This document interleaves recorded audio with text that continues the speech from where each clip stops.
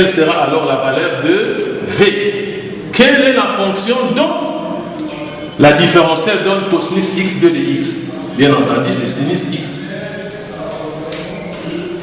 Parce que la dérivée de sinus x donne cosinus x. Et nous allons encore appliquer. D'où l'intégrale i que nous calculons.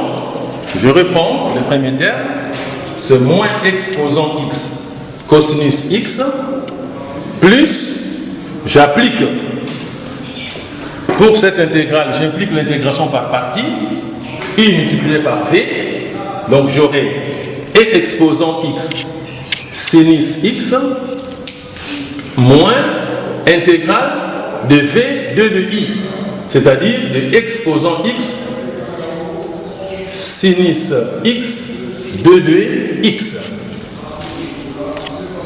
Et en me débarrassant, bien entendu, de parenthèses, l'intégrale ici peut encore s'écrire moins exposant x cosinus x plus exposant x sinus x moins, parce que le signe plus, le signe à l'intérieur ne change pas, plus intégrale de exposant x sinus x 2 de x. Voilà là où nous sommes arrivés. Mais qu'est-ce que vous constatez, chers élèves? Qui a constaté quelque chose? Oui, nous constatons que la nouvelle intégrale qu'on vient d'obtenir, ce n'est que l'intégrale initiale. Il est égal à l'intégrale initiale. Elle est identique à l'intégrale initiale. Et dans ces cas, qu'est-ce qu'il faut faire? Est-ce qu'il faut continuer encore? Il faut encore appliquer pour la troisième fois une intégration par partie? Non. Dans ces cas ici, non. Voilà ce qu'il faut faire.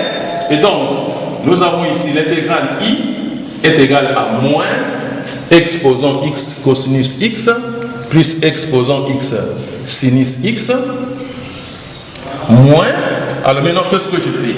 Je remplace. Nous avons posé au début que cette intégrale de exposant x sinus x de x est égale à i. Et donc je vais remplacer par sa valeur. Et donc ceci désigne i. Donc ceci est égal à moins i. Alors je viens d'obtenir comme une petite équation où i est l'inconnu. Je vais chercher la valeur de i. Alors qu'est-ce que je vais faire? Le moins i change de membre. En changeant de membre, change aussi de signe. Donc nous avons i plus i. Le i ici vient de changer de membre. Égale à moins exposant x cosinus x plus exposant x sinus x. Et donc, en additionnant i plus i, ça nous donne 2i, et qui est égal à, je peux commencer par la valeur positive, d'addition et commutative, exposant x sinus x moins exposant x cosinus x. Et en tirant la valeur de i c'est l'intégrale que nous calculons, ça va nous donner exposant x sinus x moins exposant x cosinus x sur 2. Sur 2, en divisant les deux membres par 2. Voilà ce que nous obtenons. Et donc, ou encore, cette intégrale peut encore s'écrire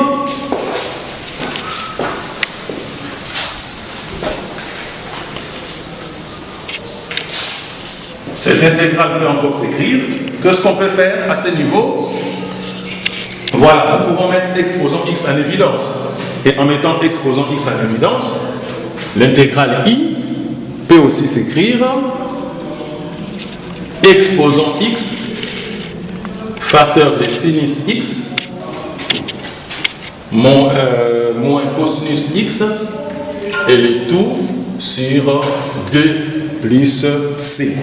Ici on ajoute une seule fois c plus c. Voilà la valeur de l'intégrale. D'où l'intégrale de exposant x sinus x 2 de x est égal à exposant x facteur de sinus x moins cosinus x sur 2 plus c.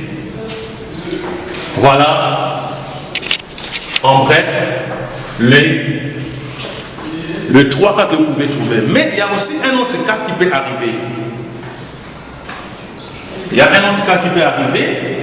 J'explique seulement ce qu'il fallait faire dès que vous vous retrouvez dans ces cas-là.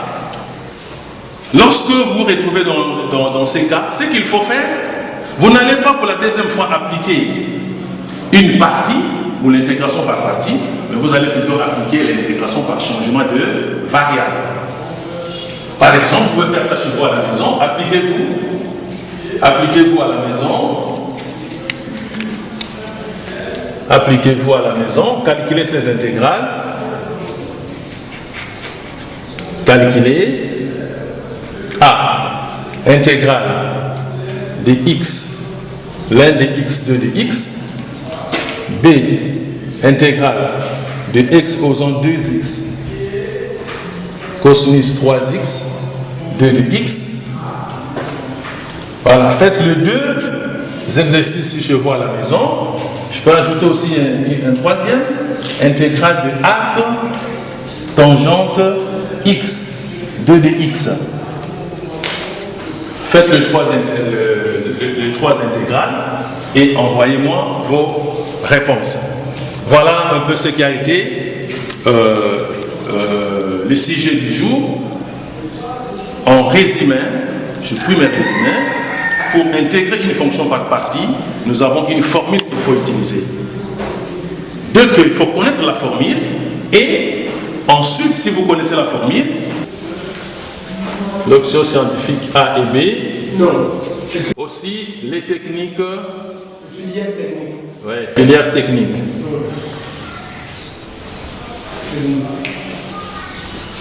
Voilà les élèves concernés par cette matière. Il faut être prudent de faire un bon choix afin que l'intégrale que vous allez obtenir de nouveau soit plus facile à manipuler que l'intégrale initiale. Voilà donc mon contact, le contact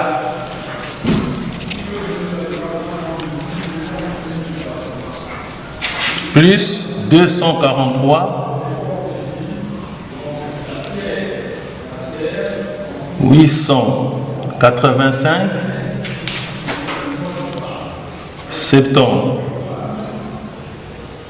76 51 803.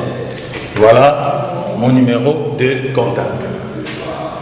Nous avons fini notre leçon par là. Merci beaucoup.